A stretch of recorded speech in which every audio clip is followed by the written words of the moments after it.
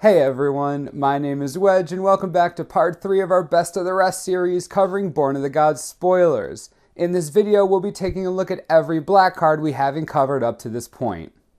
Archetype of Finality is 6 mana for a 2/3 Gorgon. As per the archetype cycle, she gives a certain keyword to all your creatures and takes that same keyword away from your opponent's creatures. Not only that, but until the archetype is dead, they cannot gain said keyword. This particular archetype grants and takes away Death Touch. This is incredibly relevant in Limited. It makes your 1/1 a lot stronger and their 5/5 a lot weaker. Definitely too expensive for Standard as usual, but a complete bomb in Limited. Asphyxiate is 1 colorless and 2 black for a sorcery speed kill spell. Destroy target untapped creature. There's just so much quality removal in Standard right now that this won't see play, but even at sorcery speed, it's great removal for draft formats. Claim of Erebos is 2 mana for an enchant creature aura. Enchanted creature has, pay 2 and tap it to have target player lose 2 life. This card is okay. It triggers heroic and inspired, so that's something it has going for it. It'll see some fringe play in Limited, but that's as far as it goes.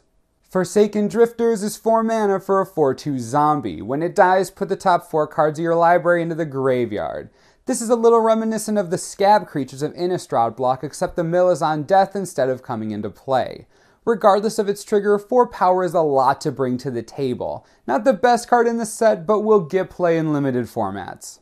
Grizzly Transformation is 3 mana for an enchant creature aura. When it enters the battlefield, draw a card. Enchanted creature has Intimidate. This is a great card to draft in the middle of your pack. Card advantage is always welcome in black, plus the cost for Intimidate here is pretty low. Solid aura spell.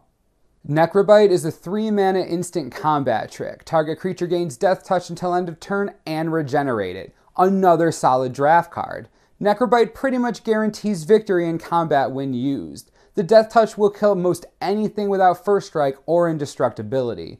In addition, the regeneration gives your creature a second chance to cause problems. Decent combat maneuver. Odunis River Trawler is 3 mana for a 2/2 zombie. When it enters the battlefield, return target enchantment creature card from your graveyard to your hand.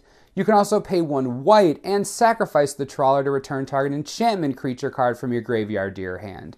This card is interesting. Enchantment creatures were obviously a bigger focus in Born of the Gods than in Theros, and with the Trawler emphasizes that even more. What's nice is that this can bring back a bestow creature multiple times, potentially giving you 2 auras and 2 creatures worth of value. This is a good card in the right deck. The next card we're looking at is Sanguine. This 5 mana sorcery lets you draw X cards and lose X life, where X is your devotion to black.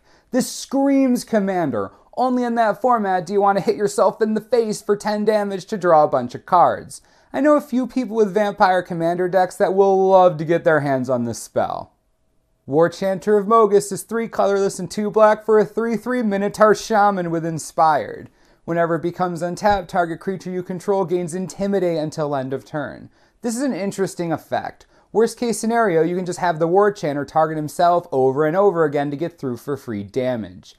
Considering how overcosted the set is in general, I'm surprised this managed to stay as beefy as a 3/3 with that kind of trigger. The last black card from Born of the Gods is Weight of the Underworld. Very cool Atlas reference here. 4 mana gets you an enchant creature aura that gives enchanted creature -3/-2. This is decent removal. Even past that, it's a great way to bring something huge to a more manageable size.